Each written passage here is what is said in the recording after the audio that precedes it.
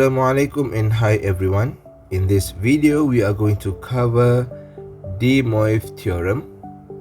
This is a powerful tool for working with complex numbers, but it has a reputation for being difficult. The truth is, the theorem itself is very easy. The hard part is almost always the hidden prerequisites that textbooks assume you have mastered. So we have covered on the prerequisite previously in the previous video. Now let's see how to use these tools. So this is the De Moivre theorem. It is actually a shortcut. It says if you have a complex number in polar form, right, which is this, and you want to raise it to the power n, you just raise the r to the nth power and you just multiply the angle by n, and that's it. That is De Moivre theorem. Let's try to apply into our first problem. So this is the problem that related to the minus sign that we have discussed previously. So we'll first need to solve the minus sign problem. So step 1, fix the format using tool 2. So we are going to rewrite it as this. Now when we have this format, we can apply De Moivre theorem. Here the r is not visible, but it is actually 1, and the angle is negative beta, and the n is 6. So we multiply the angle by 6, right? Multiply the angle by 6, which later will give us this, and after that we'll just simplify it. We know that cos negative beta is actually equal to cos beta, so we can write it down, and sine negative beta is equal to negative sine beta.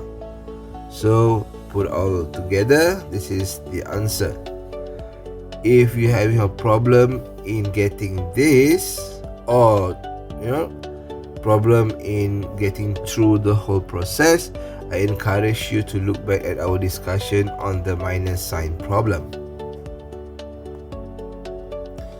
Now the fraction problem is where you have a equation that is kind of like this. For step 1, fix the format using tool 1 before, which is use a negative exponent, right, to bring it up to become like this. And then we have the form that we need for De Moivre theorem. So here the angle is 5 theta and the power is negative 2.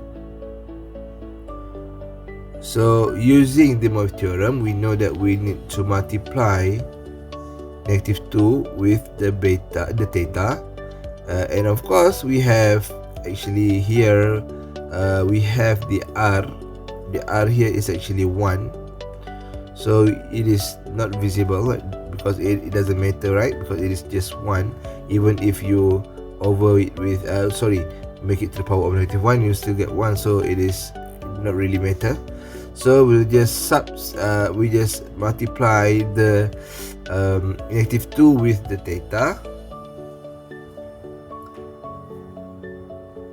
which will give you this answer, and then this is the answer after you simplify it.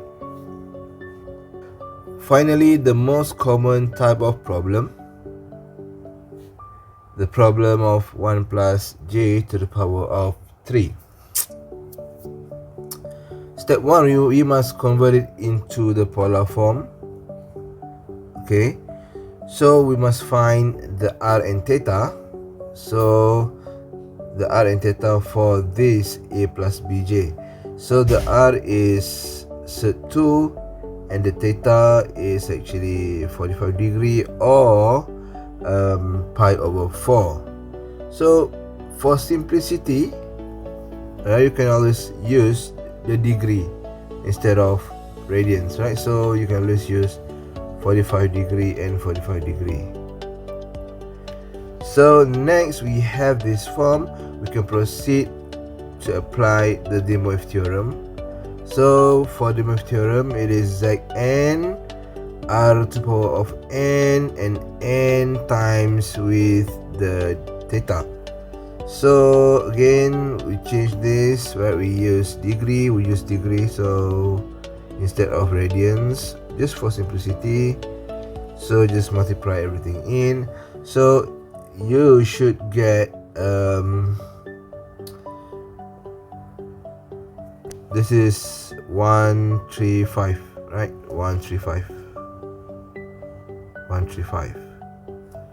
Okay, so this is the form after you apply the De Moivre theorem.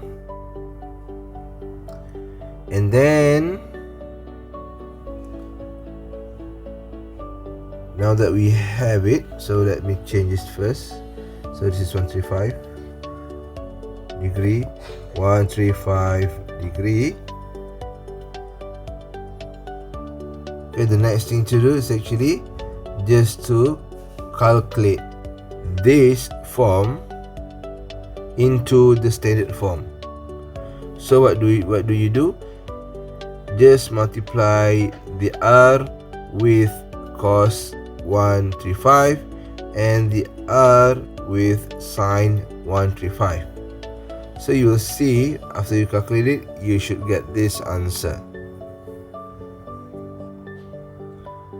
So to summarize the De Moivre theorem, if you have a problem that's already in polar form but has a trick like a minus sign or a fraction, use your warm-up tools 1 and 2 to fix it, then apply the theorem. If you have a plus bj problems, is process that consists of converting to polar form, apply the De Moivre theorem, and then multiply it to get back to the a plus bj form. And that's all there to it. Thank you.